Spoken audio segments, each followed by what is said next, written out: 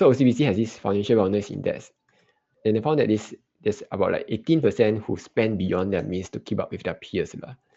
So it's like they can't afford it, then but they just want to keep up with their peers. They're going to spend extra. Okay. Singaporeans fall further into credit card debt as rollover balances hit record high. And this was the headline that just hit Straits Time. So I think in this so I think in today's episode, we'll be discussing further into some of the insights that we can share.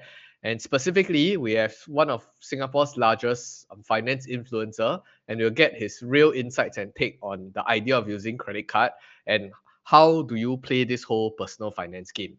So before we begin, I think I just wanted to extract a few insights and quotes from the article itself to give you some context.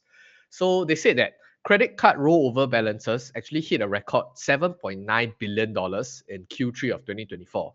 And this surpassing the 7 billion mark for the first time in late 2023.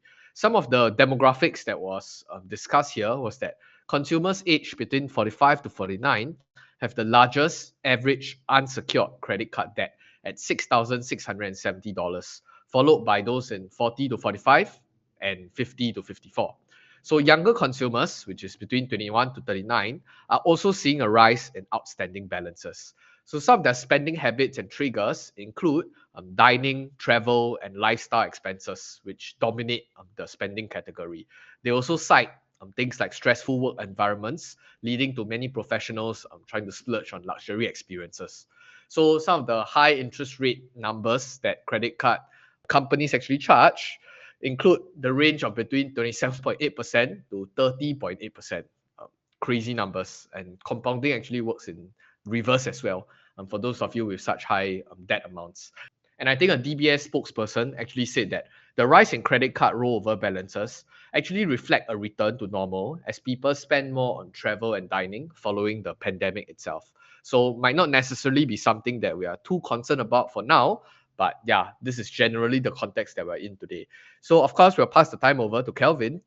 Kelvin, what's your thoughts on this? I believe you have been a huge proponent for a credit card user as well. So what's your thought? I mean, credit card, if you know how to use it, then you'll benefit a lot lah. But if you don't know, it will be counterproductive, where you'll be actually subsidizing my free travel, my free sign up gift, my free affiliate payment. so I mean, like, there are people who can be like responsible adults who can spend normally, pay on time. Then there are also people who like treat it as free money, right? So when you get credit card, it's actually very easy to qualify for credit cards. You just need like 21 years old and 30K annual income, which is like I think 2K, 3K. You are fresh grad, you are poly grad, boom, you straight away can get credit card already.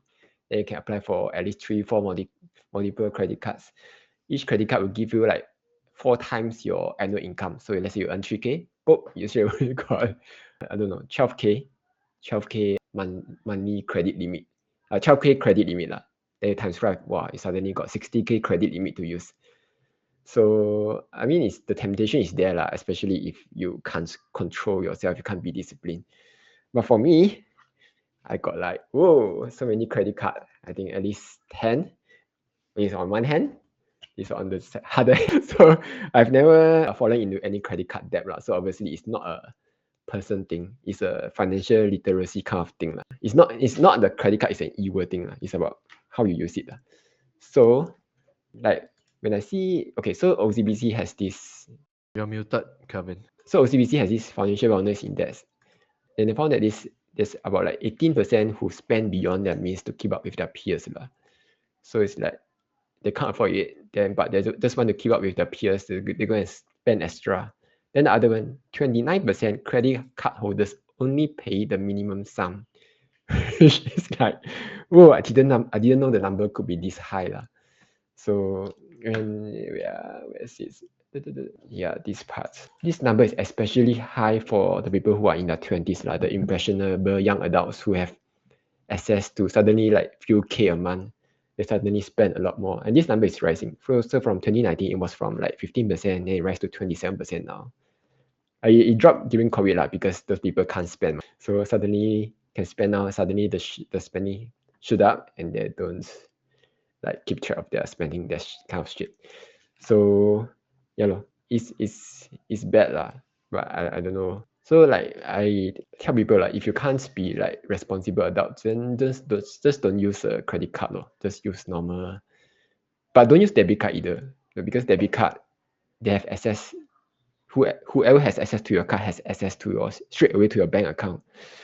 So as unlike credit card where you owe the bank money, basically you are taking a interest-free loan for 1 month. So if the scammer steal that money, it's actually the bank's money. The banks are more interested to get back that money than you lah. As compared to debit card, the bank will say, "Oh, let me do our investigation. 2 months later, we'll get back to you." During which you don't have your savings for that 2 months lah. So is either you use credit card or you don't use credit card at all, and don't use debit or yeah, so like that. Kelvin, actually, can I ask, when's the first time you got your first credit card? Is it immediately after your work? Yeah, immediately afterward, but actually I didn't get it from doing research. I got Who it from introduced? roadshow, some roadshow guy passed by, say, hey, go sign up for this card, you'll get some free gifts. I think it was some free luggage. Then go sell it away. Then I think it was the SMRT card. I don't even know what the card does. I know I can swipe on it, get points. Yeah. Then how do you know that you are a responsible adult? Because I think we all go through that same curve, right? Where you just graduated, you get a higher sum of money, and then you see all these perks or people telling you that you should sign up for credit card. Actually, last time I used to buy in-game items like World of Warcraft, right? Right. Say, wow, those items you need to farm don't know how many days to get it. I said, fuck it, I'm going to pay $70. I think it was USD. I'm going to pay 70 USD just to get this. And it wasn't on public official World of Warcraft server. It was on a private server. So I bought it after 1 year. That server just closed down. So that time I think that was my biggest spend on stupid things lah. Other than that, I don't have other crazy stuff to spend on. Yeah. So But Boon yeah, Tee, I don't have the temptation to spend lah, if that's what you are asking. how do you know though? How do you know whether you have the temptation to spend? If you're talking to somebody like one of your subscribers, like, hey Kelvin, how should I be signing up all the credit card, get all the perks, and then how to keep track of all the spending, and how do I not tempt myself from spending? I think for me, I know some people like they go into a store, they must get something, they must buy something, right? Like you go to clothes shop, I need to buy this clothes to feel good today. I go to shopping mall, I need to get an item. It's like they need to fulfill this quota to feel happy. For me, I don't have. I go in, I see, wow, I see the price tag. Oh, expensive this, expensive that. I think I haven't bought any clothes since 2, 3 years ago. My clothes was my wife bought for me for my birthday. So it was super cheap stuff. Yeah, so I don't have that temptation lah. For those, I think you will own self know, right? Like maybe Boon Tee, he's satisfied with living in HDB. He don't need a car. His kid stuff he also don't really care. So his holiday also like super cheap, super cheap. I think you will know lah. So Boon Tee, since you're cute, you also recently made a video on this credit card topic. What's your thoughts? General thoughts on the article and the insights for Singaporeans. Yeah, I would say a bit surprised that so many people are affected by this, and there are stuff that I know all along. I've said, for example, like if you don't pay the credit card bill by the due date, then they charge very high interest rate. That one I know. It's just that it was as high as what 30+%, and then plus some penalty stuff like that. I think those who are affected, right, they will really pay a lot of money on just all this interest penalty and so on. So I'm just thinking that just because some like small group of people who maybe like spending too much or don't have the financial discipline, so they are the one that is mostly affected. And who is making all this money is the banks, right? And just now we were talking about Singapore STI going all-time high. And if you look at STI all-time high, which are the companies that is performing well, it is not all the REITs, right? It is all these banks. And then banks are actually profiting a lot from people who are vulnerable. You can say that this is like money that is not like they didn't earn it ethically, but whatever it is, but these are legal stuff to do, right? And but bank do provide convenience for those who are taking up loan. It's just that some small portions of people who are not disciplined, they got affected. So that's my general view on this. And then I think in the video, I also share like the way I manage it is that I only have 2 credit cards, and then I always pay off my credit card like earlier than what I need to. So it's just like providing convenience instead of like I treat the credit card as loan facility. Yeah, I scared pay interest rate. Even let's say like 4% interest, I also scared to pay. That's why I don't have that margin in my brokerage account because the interest rate already shoot up so high, right? So same for credit card. And credit card is the worst one. When you charge close to 30%, I think that's like crazy.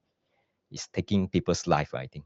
But I think specifically to the debt amount, right? I was looking at it, 6,000 to 6,005, that range, 30%, that's roughly paying around 1,009 to 2,000 per year lah, per annum on that debt. But 6K is right around people in that age range, their 1 month salary. So you can kind of see it as like everybody's taking advances, 1 month advance lah. Of course, this amount, they say that it's rising over time. But I presume that because of inflation and everything, that's why everybody is rising together. But 1 month, I think, is probably still manageable. It might become a much bigger issue if the general population starts to get more and more leverage, lah, meaning they use 2, 3, 4, 5 months. Then I think that becomes a worrisome number. So, Eric, what's your thoughts on this? I have a Singaporeans. question because I'm not very sure how this compounding works. Does it compound like, because in the article it said compounding daily. Yep. So if let's say, for example, you owe like $6,000, right? Yep. So the next time your bill comes, right, it compounds at 27% divided by 12. No. Divided by 365, then Yeah. times how many days in the month. So I did the math lah. It's about 0.7. No, wow, no. 1 day is about 0.07. 0.07 points. 0.7. Shit. So, 0.07% a day. Okay, let me explain a bit. The interest rate is what Kelvin just said. So you take the, don't know lah, 27%, whatever percentage per annum, right? You take that rate divided by 365 days. That is your daily 1 day of interest. But the so-called compound daily is that, let's say I owe this amount for 45 days, right? So on day one, right, the interest that I didn't pay, it get added to the loan amount. And on day two, right, the percentage is applied on the day one balance plus the interest. That's where the daily compounding came in. Wow, that's very But- damaging. Yeah. Can I check the 30% is the effective rate, right? It's Yes. after No, the it's the compounded, simple- right? Or it's the simple rate? It's the effective rate. No lah, simple. No simple lah, it's compounded daily. Yeah lah. So okay. So for UOB, okay, let me show. Maybe. Okay, so for UOB, when you owe the interest, they charge you 27.8% per annum. So it's a simple interest. So the effective is 30+% lah. So this is the interest when you owe. But if you don't pay at least the minimum sum I think is about, I don't know, 3%. Yeah, I don't know, around there. So if you don't pay anything, they'll first charge you $100 late payment fee. Then they'll start charging you 27.8% of what you owe. Then if you still don't want to pay, they add on another 3% in the following month. So it can rack up very fast lah. This whole credit card thing. Yeah. Yeah, I think it's just the terminology lah. I usually, when you are compounding on a daily basis, right? Usually we won't call it simple interest, because simple interest and compound interest is two different things. So that's why I would say don't use the simple word. Okay. But so it means that you're not really paying like 27% after 1 full year with 6K. Yeah. So I just wanted to find out if I keep that 6K roll over, right, every month. Let's say I don't pay down any of the 6K, right? How much would it have compounded by rather than the 27%?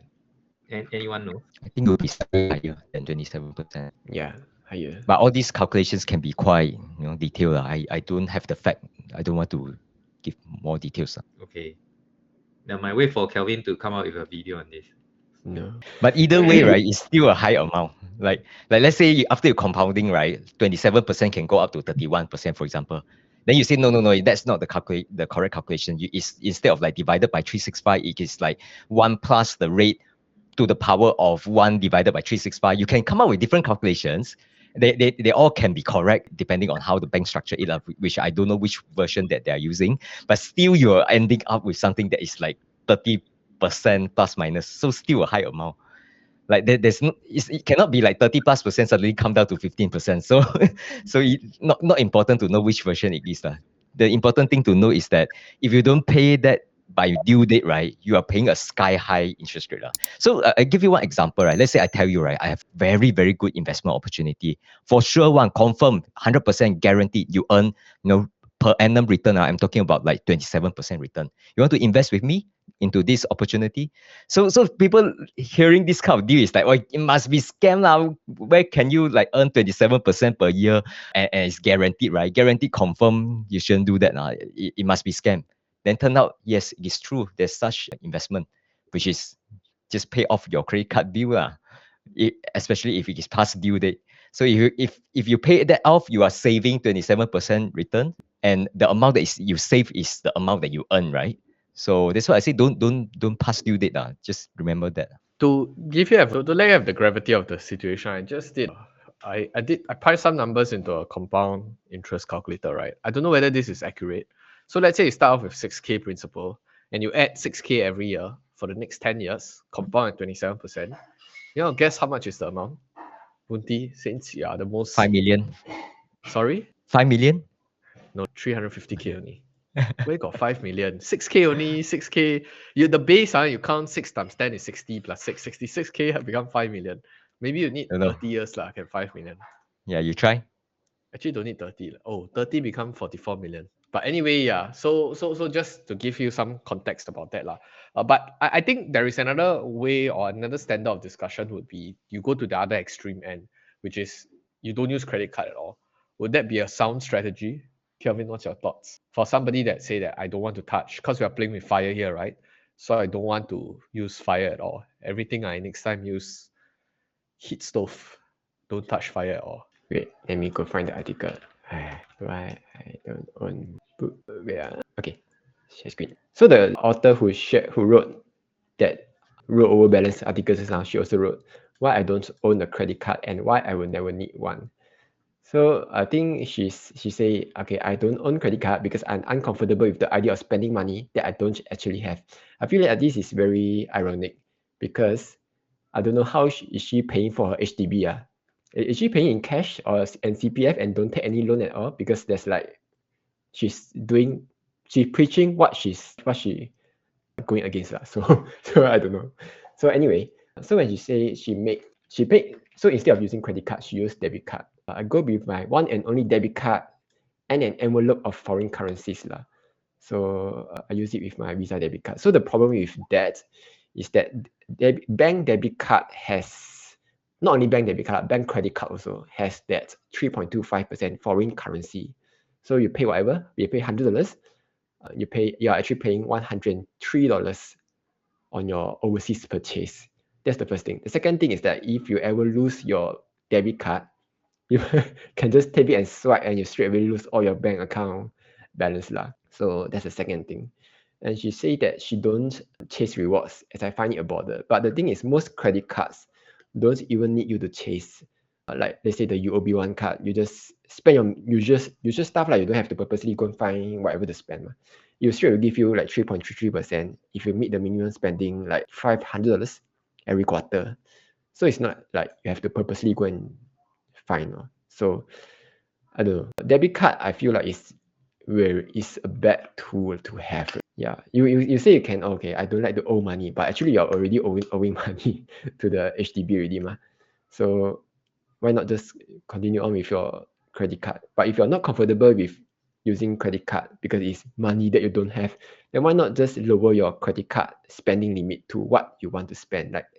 So let's say the bank give you 12K credit limit, but you can just log into the app, lower your credit limit, lower your spending limit to like maybe $500 or $600 a month. Then you will cap your spending there already. You won't go past it. So getting a credit card is, I feel should have not my debit card. I would just avoid it altogether because it's very dangerous. Yes. Eric, how many credit cards do you have now? Okay, that's a great question to ask because at the end of last year, right, I took a look at all my credit cards and I realized that I was using like 5 credit cards just to try to accumulate miles and points, cashbacks and stuff. Then I say to myself like, I'm not actually actively using all 5, but I got hit with like annual fee on a couple of them. So I was like quite DL lah. I was like, okay. So if I get all this credit card and then I forgot about the annual payment, I forgot to ask for waiver, right? And then it just auto pays. So I'm like, okay. So I chase miles. I think I don't even have that many miles to start with. And then at the end of the day, I have to pay like $100 of the annual fee on a card that I don't really use. So what I did was I actually made a decision to cut 3 of the credit card off. So I terminated 3. So I'm now left with 2. One for my own personal spending, one for my company. So it's very clear cut. These 2 I will use very often, like a lot. So yeah, so I missed out on some of those miles lah, which you can multiply by 4 and all that and accumulate. But I decided I don't want to go down that route because I realized that accumulating miles you have to strategize and spend a lot of time on it. And to me, that is time not well spent. At the end of the day, when you take out the thing, right, there's also selected period or selected airlines that you can redeem it with, and then there's a time limit, and then there's when you withdraw out the miles, you also have to pay like some sort of fee to withdraw whatever number of miles. So all these little admin here and there, right, to me is a big waste of my time, and I don't really accumulate that much miles to justify. Like I cannot redeem like a business to Japan or whatever not after spending for 1 year. So I reckon that this is time better spent on working on my business or doing more productive things. So I cut away all those, and then the remaining 2 credit card I use anyway. So it's a by the way accumulation, and the miles will never expire. Yeah, I happen to use a credit card that the miles don't expire, but it accumulates at a much slower rate lah, which I don't care because it's by the way. I'm going to spend it anyway. So just let it accumulate lor. Maybe one day when I retire, then wow, just nice business trip to Japan. Just a comment on Eric's strategy. Yeah, so not everyone needs to chase miles or like cashback. It should ideally be a by the way kind of thing. So, but for me, since I want to like optimize this, optimize that, so I find it a attractive thing to do, interesting thing to do lah. So for Eric, he goes for miles that doesn't expire. So I think it's about 1.2, 1.3 miles per dollar. In that case, it should actually change the strategy a bit because the miles can devalue, and it devalues at a faster rate than SGD lah. So if you are not planning to redeem it anytime soon, better to change to a cashback card instead. At least you can still use the money to As buy. in the points, right, is either can be cashback or can be miles, depending on how I want to use it. Yeah, so the card that you are using, I think it's 1.2, 1.3. So you use a 1-to-1 conversion rate, let's say 1.2 cents equal 1.2 miles per dollar equals to 1.2 cashback. So if you're doing that, why not just change to a cashback card and get a like something like 8% cashback, which is way better value for your money. Yeah, lor. I tried looking at those cashback lah, but I have to jump through some hoops lah. And Oh, the yeah. category that I'm spending in, it doesn't fall into the category for higher. Okay. Yeah. Actually, for chicken, are you using any? Since you are traveling so often. Traveling wise, which card is the best though? Actually, I don't even know. I don't even spend too much time on this kind of thing. But anyway, I tell you what's my strategy lah. Very simple. Last time I used the Maybank Platinum because that has the most lowest minimum spend. Then I think one of my friend or somebody told me, I think was it Kelvin that told me that must use UOB one. UOB one hit minimum spending 500, then get interest rate high, right? Or that was like last year or 2 years ago. Then I realized that sometimes I can't even hit the 500 minimum spend. Then I'm like, how to? So that's why I started with the Maybank Platinum, the one that I think the minimum is 300 spend. 300 I think can hit. Then after that I transited over to the Amaze Plus CT. So this is my only credit card now. And the miles is like I hopefully within, I think there's an expiry date of like 5 years or something, right? Hopefully within that 5 years I'll accumulate as much as possible. Then I'll just use that law. But for my traveling now, actually, I never really look into it because I think also like Boon Tee, I don't want to have too many credit cards. I can't keep up lah. So I think the only one strategy now is simple because every month I just log in and pay off on my Citi card. If not, I think for my traveling, I think a lot of the credit card don't accept all the booking of your hotel lah or flight lah or whatever. Then I know I need to go and make another credit card, which I'm too lazy to. So I use the Tiger card. It's a flat 1% cashback on everything. I think even transport, flight, everything go 1% cashback. So I just use that. That's my understanding. So Tiger is a debit card, by the way, it's not a credit card. Is it? So you need the money beforehand. Yeah. That one I use that for travel related and transport related spending. Then the other one, which is Citi. But I realized that after accumulating for like 3 years, 2 years plus 3 years of my Citi, I only have like 50,000 points. That's like nothing. It goes nowhere. Because 50,000, I think you convert to 20,000 miles, it goes nowhere. Because I naturally just don't spend a lot of money. And some places don't even accept Wave, you know. Some of the places that I go only QR or like some nets or nonsense, cannot Wave, cannot do anything. So I also cannot accumulate a lot of miles or points in that sense lah. So yeah, that's just how I do it. So Kelvin, got any suggestion for me?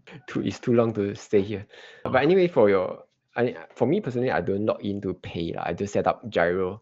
I think it's way easier than having to log in manually. I scared pay. scam. As in, I scared so I need to check the statement. Because around you me, can no auto scam. pay. You can set auto pay, but then you can also log in to check every month whether they are scam or not. So there's one less step for you to do. So you log in, you have to view. You have to just check, then you're done. So you don't have to log into another bank, go and pay, click here, click there, and then so that's save off some time lah. But I like the feeling though of transferring money out. Like as in, I feel like, okay. oh, this month I spent, then I type in the number, then go into thing, I swipe. I Yeah. tell you, the feeling you will like it until you get hit with the late charge. Yeah, like, but for now I'm still very disciplined with it lah. Yeah, I think as your things to do list pile up, a lot of this manual work, right? You really want to streamline it. A lot of my payments I already streamlined to like recurring charge and all that. But I log in to check. I just don't want to make the additional step, the onus on me to make sure that I pay. Yeah, so I just put it on gyro first. Anything they pay first, in case I forget. Yeah, but I always make it a point to check lah, like what is it. But I don't want to hit with the late charge thing. Yes. Kelvin, you need to share your video on how to set the spending limit there. I try to navigate around. I don't see a button to set the limit. Because I look at my limit also, I was like, wow, no way I'm using my credit card limit. But if I can set like somewhat low limit to myself, I think that's good. Okay. Later I send to you. Send to you. Wow, steady. Later, I think Boon Tee, because the limit is always a multiplier of your income. Because as your income scale very high, right? Then they give you a multiplier somewhere, then you think that, wow, the limit very high. Yeah, right? I think, I don't know. I remember last time when I still work in Malaysia, I don't recall the multiplier is that high. I think for Singapore, they're really, really giving you high multiple. Yeah. Okay. Anything else to sum up, Kelvin? If you own credit card debt, don't let it roll over in the credit card itself. There are two ways. Actually, there are three. So the first one is debt consolidation plan, where you just go to a bank and say, I want to consolidate all my debt under your account. So the effective interest rate is 6% onwards, 6% to maybe 12, 13%, but it's way lower than like the 28% that you are paying on your credit card. So you straight away cut off half of your interest rate. The other way is called balance transfer. You are basically transferring this debt from this credit card over to another credit card, but you don't have to pay any interest during that maybe 6 to 12 months. So let's say you owe $1,000, 27% on the other card, you just transfer over. You just pay a one-time admin fee. I think it's about maybe 4 or 5% admin fee. So you pay like $40, I don't know, somewhere around there, 4%, 4-5%. But you save on the interest payment for the entire year. So this is one way to get out of credit card debt a lot faster than having to like make the minimum payment for 5-6 years. Yeah. But if you still cannot do it, then the other way is to go to there's this group called Credit Counseling Singapore. You just go to there, have a 2-hour session, talk with them, cry. It's basically a therapy session, and they will help to plan your debt, how to manage it. I think the fee is very cheap. It's less than $30. So with $30, you buy back your future. I think very worth it. Yes. Okay, with that in mind, please use your credit card responsibility, and we'll see you guys in the next video. Goodbye.